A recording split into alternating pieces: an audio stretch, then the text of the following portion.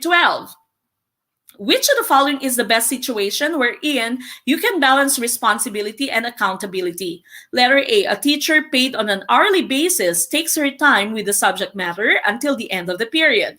Letter B, a teacher paid on an hourly basis teaches as little as she could for the duration of the period. Letter C, a teacher paid on an hourly basis spends most of the time on the latest gossips in showbiz. Letter D, a teacher paid on an hourly basis entertains her students with stories until the end of the period. Ano kaya yung tamang sagot sa number 12?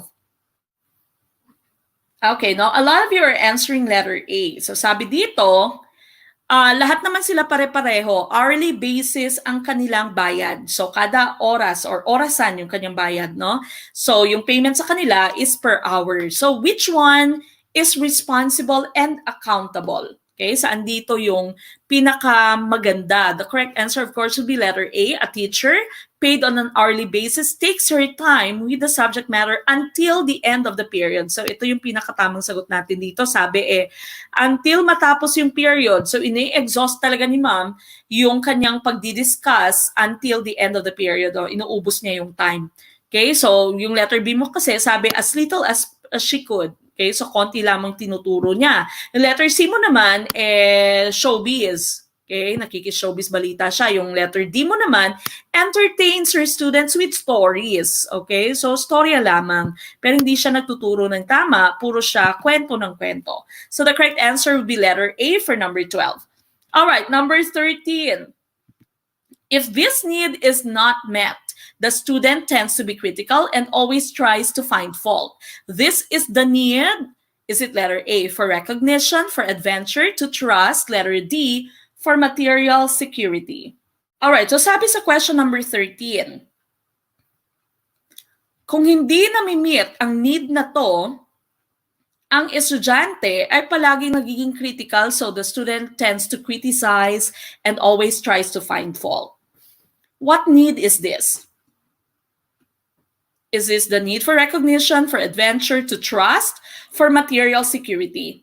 Now, this is under Erik Erikson's 8 stages of psychosocial development. Okay, so we know that we have 8 psychosocial stages, okay, or 8 stages in psychosocial development according to Erik Erikson. So there's trust versus mistrust, when we are infant, autonomy versus shame and doubt, etc., initiative versus guilt, in industry versus inferiority, identity versus role confusion, then you have intimacy versus isolation as a young adult, and generativity versus stagnation, middle-aged adult. And of course, you have integrity versus despair as an older adult. Now, the correct answer here would be trust.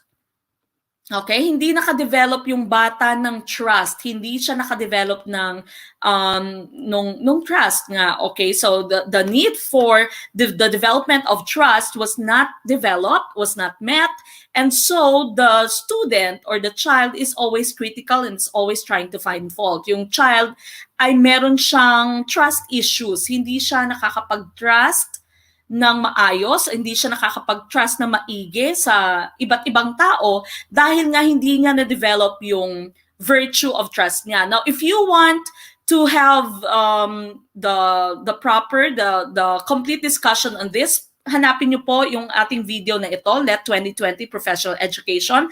Yan po yung picture na meron sa ating video. Doon po diniscuss ko na lahat-lahat yung different stages ng Erik Erikson's 8 stages of psychosocial development. Kaya po hindi ko na i-discuss in detail ngayon dahil nandiyan na po sa ating video. So kung hindi nyo pa po nakikita yung video yan, tingnan nyo po siya, lahat po ng theories sa professional education ay nandiyan na po sa video yan.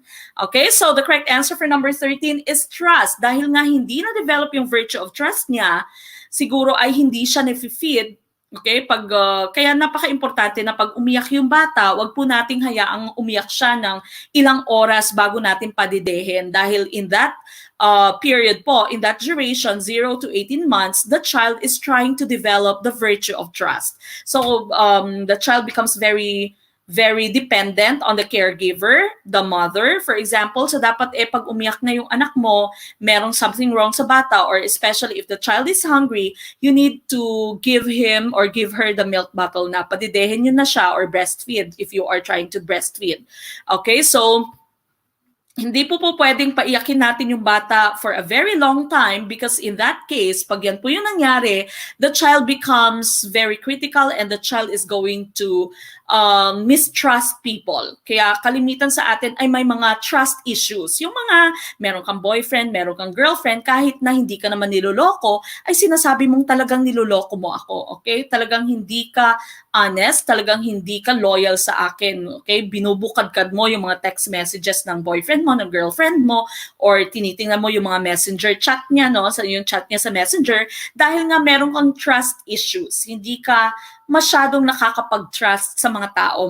Maaaring merong mali sa different stages nga, no? Your development according to Eric Erickson. Okay, shout out po to Sir Abby Tacado Vargas, my good friend, my former co-teacher in Ateneo de Iloilo. Thank you for watching. Please share Gurong Pinoy. Okay, so sabi nga iba, trust, big word. Okay, so again, balikan nyo po yung ating video. This one is the thumbnail of our video. So again, doon po na-discuss na lahat-lahat ng mga Prof Ed theories natin. Okay, so balikan nyo po yan. And diniscuss ko po doon lahat-lahat in details. Okay? Okay, so sabi ni Sir Loreto, nasa isip ko naman kaya trust yung sagot ko ay dapat pagkatiwalaan mo lagi yung bata. Okay. So meron tayong trust issues minsan dahil may mali sa ating stages of development according to Eric Erickson. Okay, so number 13, letter C is the correct answer.